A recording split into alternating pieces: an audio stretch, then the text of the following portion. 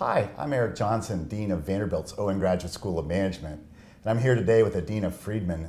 Adena is the president and CEO of Nasdaq and a 1993 grad of the Owen School. Welcome, Adena. Thank you. It's great to be here. Well, the business environment for Nasdaq is changing dramatically and forces change on your organization. How do you help the organization change?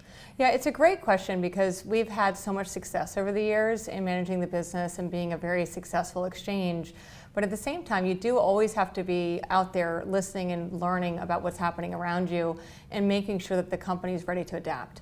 So the first thing is getting them over the fear of change and talking about change as being just a constant element of our business. Getting them excited about change and how they can take all the great things we've done in the past and maybe bring them into a new business area or apply them to a new thing in the industry and have them realize we want them always to be looking forward and not backwards, but also realizing that we do have great assets. So how do we apply it to the change that's occurring in the industry? And so if you can get them over that initial fear, they move towards the future, and then you've got a mobilized team of people who are ready to carry you forward. And technology is part of that, right? Technology is really driving all kinds of change, and exchanges are adopting new technologies. Mm-hmm. When you look across the field of the things on the horizon, what technology is capturing your imagination or attention? Well, first of all, technology is everything. So Nasdaq really is a global financial technology company. That's how we view ourselves, and frankly, that's what we do for a living.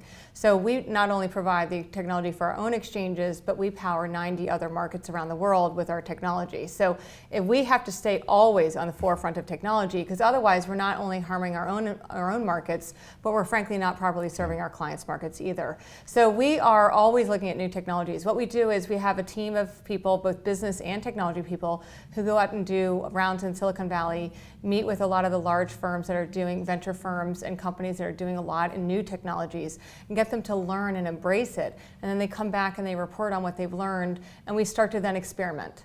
So we take those technologies that we think will be most relevant to us, and we do an experimentation on them with a tight team of people, both on the business and the technology side.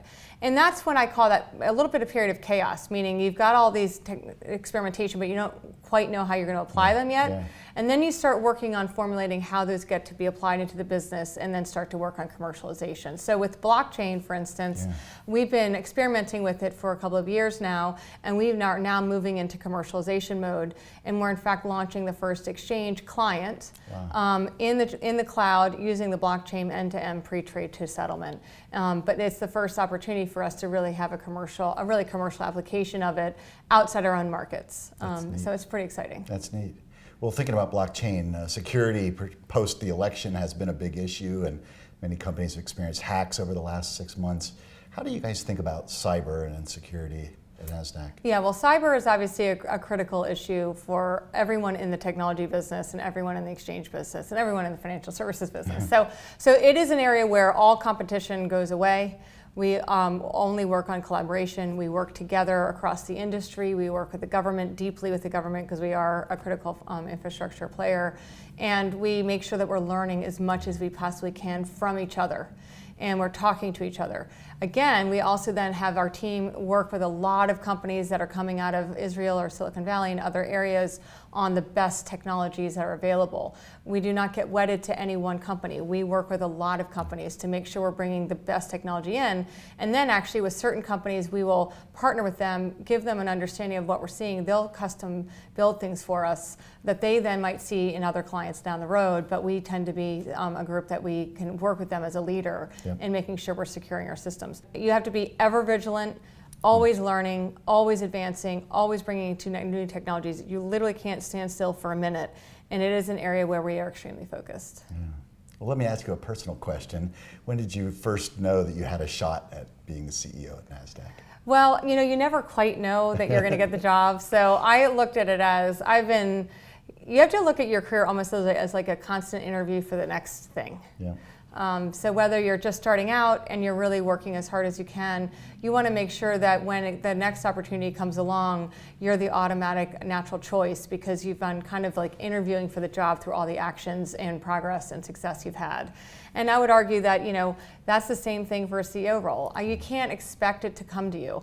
You just have to make sure that you're doing the very best in the role you're in, and so that when that opportunity comes around, you become the natural choice. That's great. Well, I always love asking executives that come through to share a leadership lesson, one from your career. Well, that was actually some of the stuff that I brought to the students today at the graduation.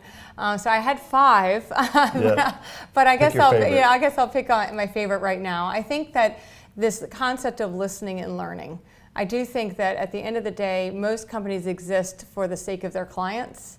And so they really have to be listening to their clients. And it is such a changing environment, and their customers are dealing with new and different challenges and opportunities every single day. So if you're in constant dialogue and connection with them, you have a much better chance of making sure that you're delivering for them every single day.